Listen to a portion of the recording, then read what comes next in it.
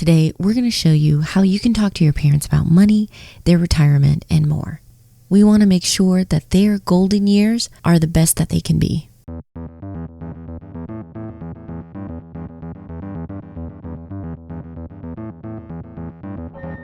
Welcome to Couple Money, a podcast focused on helping spouses get on the same page, dump their debt faster, and get on the path to financial freedom together. I'm your host, Elle Martinez. This podcast is brought to you by Coastal Credit Union. Coastal's mission is to help you live a better life by offering you a better way to bank. Learn how by visiting bankbetter.org.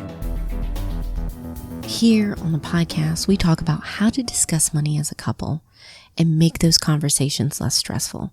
And I hope you two feel more relaxed when you're talking about your goals and your finances. I also know, though, that just because you two can talk about money doesn't mean that you're cool with those money chats with everyone else, especially when it comes to your parents. My mom is getting closer to retirement, and I want to make sure she's in a good spot. Health-wise, things look all right, but I know that's not a given. Within the last couple of years, we've had other relatives have some significant health issues, including dementia and injury, and it does make us wonder, how prepared are we to make sure our parents are taken care of? It's easy to put off, especially when you have kids and you're trying to take care of everything, but do we really want to put that off? How do you have those conversations? How do you prepare for when you need to step in and help out your parents? Journalist and personal financial author Cameron Huddleston had to deal with it firsthand when helping her mother who was diagnosed with Alzheimer's disease.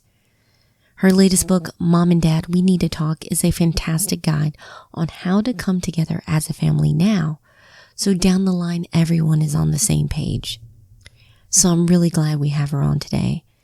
And we also have financial advisor Jonah Kaufman sharing his take as he's had to help families navigate through these difficult conversations.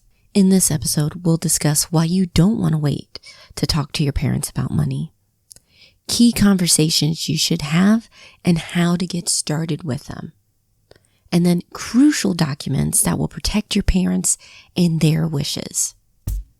Let's get started.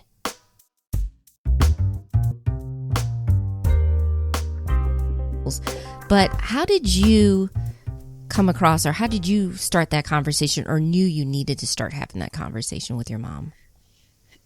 So I did it in phases, and the first time I talked to my mom about anything financial, I had just moved back from Washington, D.C. to my home state of Kentucky, and I was writing for Kiplinger's Personal Finance at the time, had written some articles about long-term care.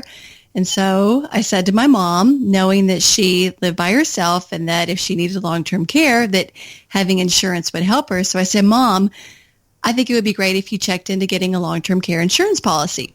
I mean, I didn't sugarcoat it or anything. Mm-hmm. Just straight up said, Mom, I think you should look into this. And she did. She met with an insurance agent, and unfortunately, because of a pre-existing health condition she had, she was considered too high risk, and she could not get coverage. And this is where I dropped the ball. This is where I should have said, all right, Mom, you can't get long-term care insurance coverage. Let's look at your finances and figure out how we could pay for that care. If you ever need it, let's figure out what sort of care you would want. But I didn't even think about it. Like, I look back at that and I'm thinking, boy, I blew it. I dropped the ball big time there. And of course, as fate would have it, my mother a couple years later started showing signs of memory loss. And this is why these conversations have to happen sooner rather than later, because when your parents are healthy, you can be talking about things hypothetically. Yes. If this happens, what if? When my mother started showing signs that she was having trouble remembering things, if I wanted to have that financial conversation then, I would have to make it clear why I was wanting to have that conversation. I would have to be the one to say, Mom, I think you're having trouble remembering things. We need to start talking right now about your finances. And I didn't want to have to be that person. I really did not want to have to be the one to tell my mom that I thought she was losing her memory. Not that anyone else was going to step in and do it, but I didn't want to have to do it. What I actually did is I reached out to her doctor and said, please, the next time my mom comes in, could you talk to her about getting tested for Alzheimer's? And he was wonderful. He did. She went in, she was tested, and the first neurologist she met with actually came back and said, well, I think you're okay. And I thought, no, you are wrong. You are wrong, wrong, wrong. And so I knew I couldn't wait any longer at that point. And I said to my mom, hey, Mom, I think we need to go meet with an attorney to update all of your legal documents. And this, I really think, can be a good way to start these conversations. Sometimes something as simple as long-term care insurance or talking about estate planning documents, because you're not getting into the nitty-gritty of their finances. You're just talking about planning, being prepared. And so we met with the attorney, and my mother was still competent enough to sign those documents. Her will, power of attorney, which gave both me and my sister the right to step in and manage her finances if she was ever no longer able to, and also healthcare power of attorney and a living will. These documents are so important, and if you are no longer competent, you cannot sign them. And I think if anything, you have to find out if your parents have these documents. You cannot wait until there's a health issue, until they have dementia and they really can't remember things. They can't make financial decisions anymore.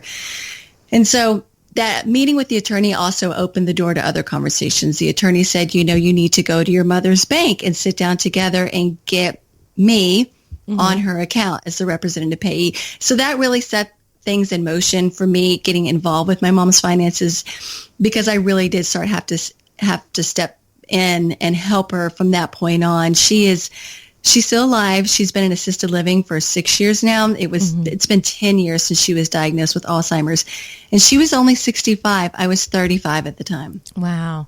So, I mean, you hit a lot of things I think couples are going through. You say you dropped the ball, but I was reading the book, and I so found myself in the same situation, because you're busy with kids, you're busy with your career, and your mom is healthy. So you're like, I can put this off. I can do this. But also in your book, I realized even more so how important in that timing, at least you got it in time, because you had an example of someone whose parent wasn't able to get those documents done. Doug? Yes. And he had to struggle to take care of it was like fighting two battles, taking care of his dad and then get the legal ability to take care of his dad. Doug's story is the perfect example of a worst case scenario. What happens when you don't have these conversations soon enough? His father lived in Colorado. Doug still lives in Hawaii. So he wasn't seeing his dad often. His father was a widower, and his father had told Doug and his brother that he was no longer going to be communicating with him by email, that he was going to write letters. Well, that raised a red flag for Doug and his brother, so they went and visited him and started to see that he was having signs with his memory.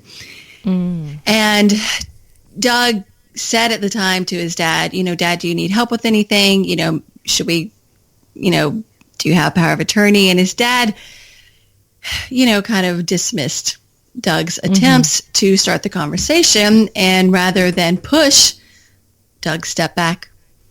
And then within a couple years, middle of the night, Doug gets a call that his dad is in the emergency room. He was getting surgery. He ended up in a nursing home for rehab. And Doug went to Colorado again to help with his father, and his father had bills that needed to be paid, but Doug could not pay them, could not access his father's bank account because his father had never named him power of attorney. And so what he had to do is go through the court process of being named what is called a conservator. It took 9 months. He had to go through all these interviews, background checks. He spent $10,000 on hiring an attorney for himself.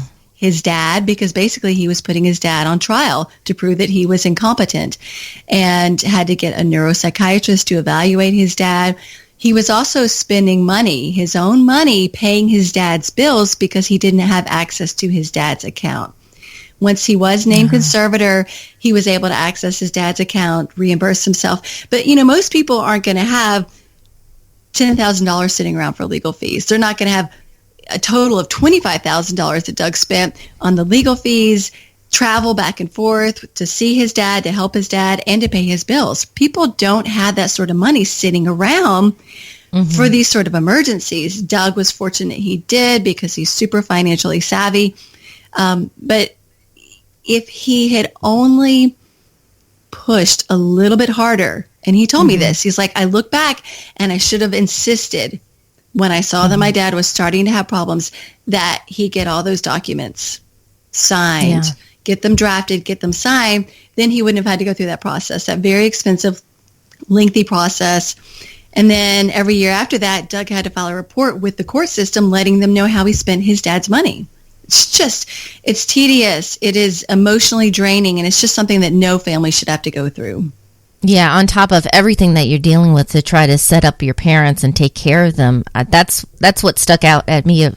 You had pointed out that you had made it, I guess, with that deadline before she started deteriorating with her memory, because it could have been totally different outcome. Yes. And so I think this is very important. As uncomfortable as it seems up front, really the loving thing is to have these conversations. And you actually not only talk about why we need to have it, I love how you get into how to start these conversations, because I feel like that is a big hurdle and people feel like they have to jump into the immediate financial, like, Mom, Dad, do you have this? Do you have that? You gave 10 suggestions. Do you mind? I'd like to kind of go over with you. I love the story idea that you were saying about, getting them to talk about finances and opening up. I think the story is the easiest way to start these conversations, because anyone who's listening to this podcast can go to their parents and say, hey, Mom, Dad, I just heard this podcast, and this woman was talking about her mother who had Alzheimer's, and she had to make sure that her mother had all the legal documents in place so she could step in and help her with her finances as her memory declined. I want to make sure that we have everything in place in case I ever need to help you. There are so many stories out there. You probably have a friend at work, maybe who had to stop working to care for a parent, a colleague whose father passed away without a will, was in a second marriage, the family's fighting over who gets what. If you don't know someone, there's probably an article you've read, something you've heard on the radio. And if you have to, it's okay to make up a story. I don't want you to feel like you're being underhanded by lying to your parents. Just think of it as opening the door to a very important conversation. Yeah, and I like the what if scenario that you present. Like, what if, and of course, if they pick up your book, they have an automatic built-in conversation starter, because, hey, I just reading this book, I was getting ready. What do you think about this? Getting their opinions. But you brought up a lot of great things, and there's no way we can cover everything in this podcast interview, but I did want to also highlight a different approach, or a sideways approach, was if you have siblings, kind of include them, kind of practice with them. How are you going to approach that? How would you describe that technique? Well, I think it's so important, if you have siblings, to talk to them even before you start talking to your parents, because you all need to get on the same page. Hopefully, all of you have your parents' best interests at heart, but you might have different ideas about how you should approach these conversations. You might have different ideas about what roles you're going to play as your parents age. And so sitting down and talking to them before you even talk to Mom and Dad, so you can all have this collective approach in talking to them, so that everyone is aware of what the other person is doing, what the other person is thinking. You can figure out who's going to start the conversation, or whether you're all going to do it together. And even if it's just one person having the conversation, that person, whether it's you or your brother or your sister, needs to keep the other siblings in the loop. just so that there's no resentment, so that there's no suspicion, especially if one child is managing the parent's money, so that they don't think that they're, handling it the wrong way. And, the important thing here is that everyone agrees, because I interviewed someone for my book who has two brothers, and as their father was declining in health, they didn't have any conversations about what was going to happen to mom once dad was no longer there. Where was she going to live? And then after their father passed away, suddenly everyone was panicking. Oh my gosh, what do we do about mom? One brother wanted mom to stay in their childhood home. My friend who I interviewed thought it was best for mom to move to a retirement community. The other brother wanted the mom to move closer to him. And so they were arguing. And if they had simply had conversations when they saw the writing was on the wall, they knew their father's health was not good.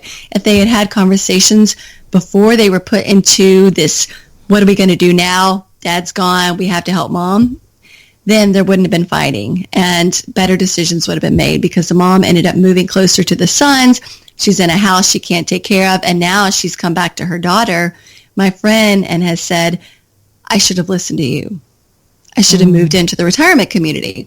So, having these conversations with your siblings also sooner rather than later is going to make things easier. Then you talk to them, you create a plan for talking to your parents, you talk to the parents, and hopefully you work on a plan together. And when I say a plan, I don't just mean getting your parents' financial information. I mean a plan for care if they need care, a plan for where they're going to live as they age. And yes, these topics are difficult, but if you approach it letting your parents know that you are concerned about them, their well-being, you're not having this conversation to find out how much money you're going to get, in your inheritance or anything like that. Approach it from a very loving way. Most likely, your parents will realize that you're not trying to be nosy, that you're looking out for them. Of course, there are going to be some parents who are going to push back and say, no way. Never. Yeah. I'm Culture or expectations. But I liked the approach of talking with your siblings first, because I actually think some parents are reluctant because they think that's going to be a wedge, talking about finances, talking about planning. But if they see that their kids are united on at least the goal, and they're willing to work and come up with a solution, I think it just makes it a less stressful experience for the whole family. And yeah. Yes, I agree. And especially oftentimes parents are reluctant to talk about their kids, or talk to their kids about things like their will, because sometimes they don't necessarily divide things up evenly, and they don't want to get into those arguments with their kids. They don't want their kids to be mad, and they figure, you know what, I'm just going to let them sort it out when I die. I'm not going to have to deal with it. And this is true. I've had estate planning attorneys tell me this. I've heard this too. So if you can, like you said, if you go in with that united front and all of you are saying, Mom and Dad, we don't really care what's in your will. We just want to make sure you have one.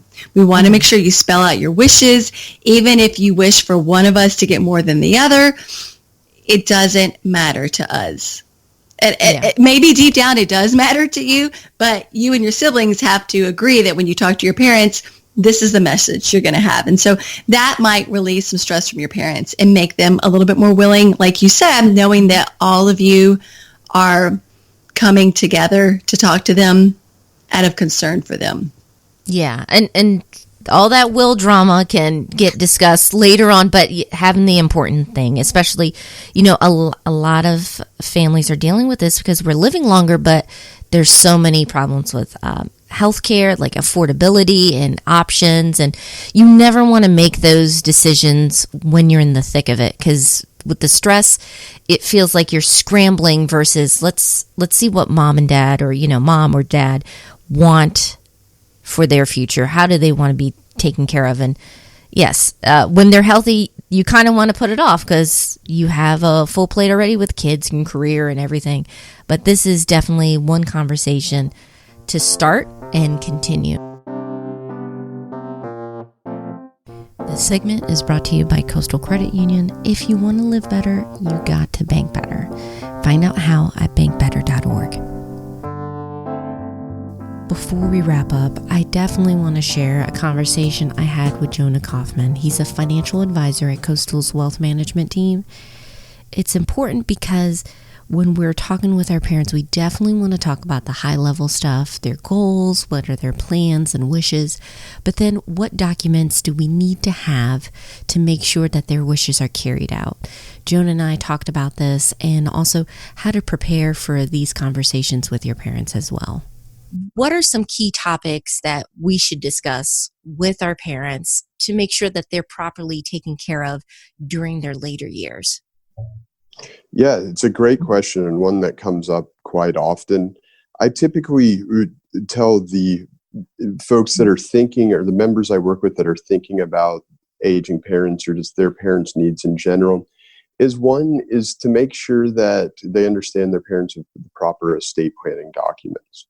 Now, in most cases, everyone should have a simple will, a power of attorney that's kind of a general power of attorney, a healthcare specific power of attorney, a living will, and a HIPAA authorization. Now, I call these the big five, and they will help out with just some of the importance. They may name, should I be, in a position that I'm on life support with the living will, for instance?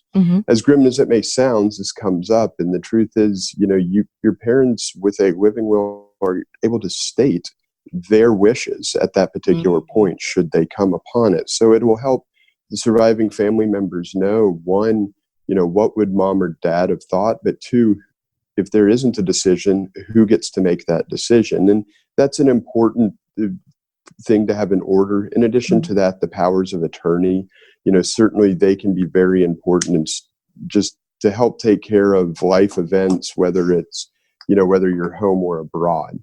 More importantly, things like your beneficiaries on your IRAs, 401ks, also assigning a POD or TOD through your bank on your checking or savings account is just smart planning, but revisiting these every few years, just make sure that everything is in good order. And it may not be that we want to change who our beneficiaries are, but maybe our beneficiary's address or phone number changed. So making sure that info's up to date. And lastly, it's having an action plan. I tell people all the time that the conversation never takes place because sometimes we're having too much fun doing other things we enjoy with our family members. But all things being equal, sitting down with mom and dad and saying, what happens in the event of X? Do you have long-term care? If you do, where is the policy and how do I read it? Or in the event of your passing, what steps do you want? And going over the documents, they all kind of work together to make sure that you touch a lot of the important bases. Objectives while our family members are living are important, and after they've passed are equally as important. And having kind of a regular check-in to make sure mom and dad's estate planning documents are up to date, as well as other important places on where you might find information, whether that be their will or whether that be, just, again, things like insurance policies are very key to discuss with our aging parents. So, I think that's important. Actually, also knowing where the documents, I kind of forgot about that too, but having a place or at least having a copy of some of those documents, that way, should something happen, you have that readily available, especially during something that's very emotional. If they're injured, if they're dealing with a serious condition like Alzheimer's, dementia, God forbid, if they, pass away, having everything where you can find it easily, it makes a difficult process much easier. Well, and as we're seeing the population, we're living longer, and it's an important thing to consider. How are you going to take care of the aging in and of itself? And so having a strategy for that is also a good way to make sure that you look at some of these documents on a recurring basis. And certainly, these types of questions come up, when you sit with a financial planner, but generally speaking, these types of questions are going to come up when you sit with a financial advisor, but are also going to come up just in general when, you start to review your own documents and think about, all right, I'm a parent now, or some other life event takes place. Maybe that's a good time as well for you to say, hey, mom or dad, I just updated my will or my estate planning documents. Can we talk about yours? I think that's smart. I know some people were like, oh no, they think I'm going after their money. And it's not really, that's the case. Yeah. It's a matter of we want their retirement years, we want their later years to be with dignity and also their wishes respected. And if we don't have these conversations, there's no way we can't read their minds. Yeah. I mean, most people aren't versed in, what takes place if you pass without a will and what laws of intestacy are and other things like that. So, understanding that, there might be a good conversation to be had because the important conversations never took place for somebody else is also a telltale sign as to when you should maybe have that conversation.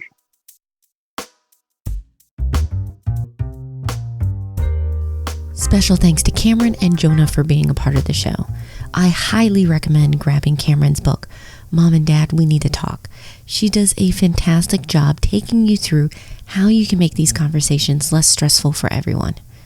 As always, I'll have links in the show notes so you can grab a copy of it. And I'll also have other resources to make the family and finance conversations more productive. And this can be a good time to kind of check in with your own finances. If you're in the Triangle area here in North Carolina, you can work with Jonah and the rest of the Coastal Wealth Management team to make sure that you're on the right track and saving up for your big goals and dreams. And speaking of saving and making money, next episode, we're looking at the other side of the family, our kids. How can we help them not get burdened with a mountain of student loan debt? How can we guide them towards making smarter decisions about college or trade school? We're going to get into the hows so you can get started. If you haven't already, make sure you're subscribed. You don't want to miss out on that episode. We're on iTunes, Spotify, Stitcher, you name it. And if you found this episode helpful, please share it with your friends. I'd be so grateful. I want to make sure that we're not stressed over money with our families, whether it's between us as a couple, our kids, or with our parents. Our theme song today was by Gentle Regime, additional music by Lee Rosevere. And finally, and most importantly, I want to say thank you. I really appreciate your support. I hope you have a wonderful week. Take care.